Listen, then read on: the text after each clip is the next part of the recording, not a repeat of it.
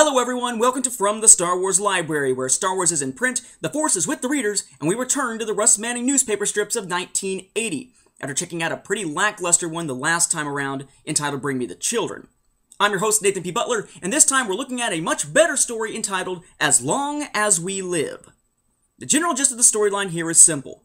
You have Luke and Leia, who go on a mission to the planet Arda 2. On Arda 2, they visit the capital city, where they have kind of a beef with the people that are in charge. You see, this community, based in Tunwala, which is the capital city, they are manufacturing parts for rebel starfighters.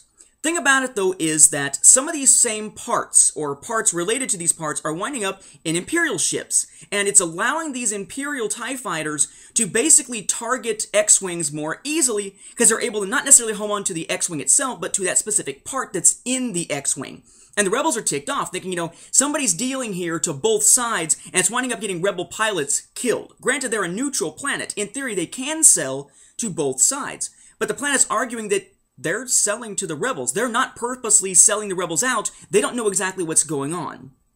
Enter an individual by the name of Mag Doom, one of the weirdest looking enemies we'll see in this run. It's like he doesn't have eyes that open most of the time. It's a very creepy looking, weirdly drawn guy here.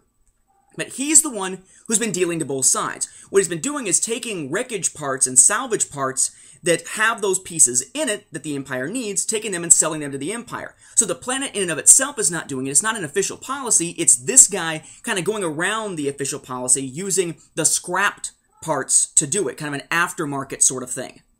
Now, because Luke and Leia could look into this and could ruin things for Mag Doom, he has this father and son basically try to run interference for him and get rid of them. You have Kiros Zorad, who's the dad.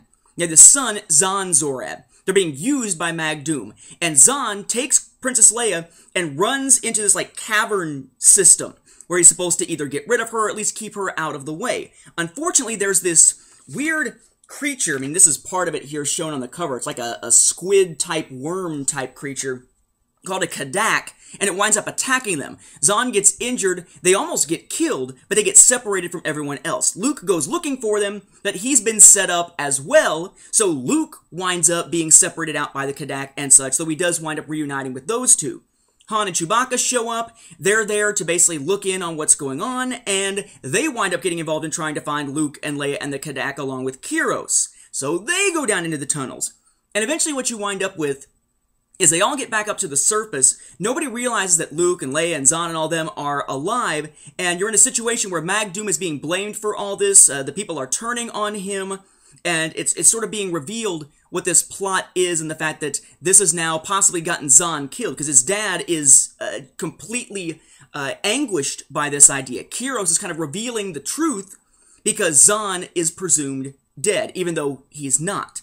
In the process of this, Vader has been called by Mag Doom, being told, hey, things are kind of falling apart for me here, but I can reveal the rebels to you. Come on down. He's trying to find favor with someone because he's losing his opportunity there. His double dealing is being revealed.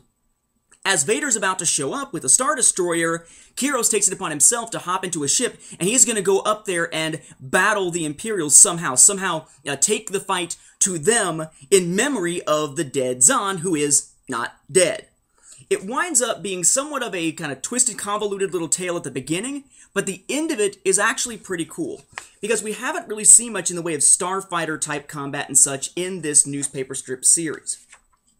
What winds up happening is that Zahn winds up flying an X-Wing starfighter in place of, whenever he reveals that he has in fact survived, he's flying this starfighter in place of one of the other pilots who at this point is injured. He cannot do so. So his dad flies off in the ship. He reveals that he is alive. He gets decked out in Rebel pilot garb, says his goodbyes to Leia, and then takes off with other Rebel X-Wings, going up into space to face this Star Destroyer. And you essentially get this moment where he reveals to his father that he really is alive, right? But his father at this point feels like he is sort of a traitor, and he's going to make it right. He's let everyone down by working with Mag Doom. That has let the rebellion down. That has put people's lives in danger, including his sons, and he's done. He's going to take this fight to Vader as a way of redeeming himself. But his ship is not a warship. and it's very quickly realized that what he's planning to do is a suicide run, a kamikaze mission. He is going to crash himself into the Star Destroyer to try to kill Vader.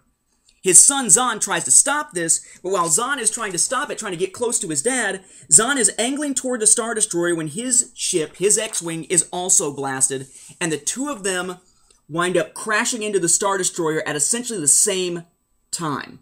Father and son, one on purpose, one by accident, slamming into the Star Destroyer to deal a blow to the Empire to somehow make up for what the father thinks of as their failings. It doesn't wind up killing Darth Vader, of course, but it does deal a heavy blow to that Star Destroyer, which is heavily damaged by it, which is going to allow our heroes to be able to escape the planet. Is it a great story? No. Our normal question, is this story an essential story? No, it's not. But every now and then you get this nice poignant moment in the Russ Manning strips that seems to run counter to all the kiddiness and cutesiness of a lot of the rest of it, a lot of the fluff that comes with the rest of this series. We had, for instance, back in the second Kessel run, the father willing to sacrifice himself and his daughter if need be to save a planet.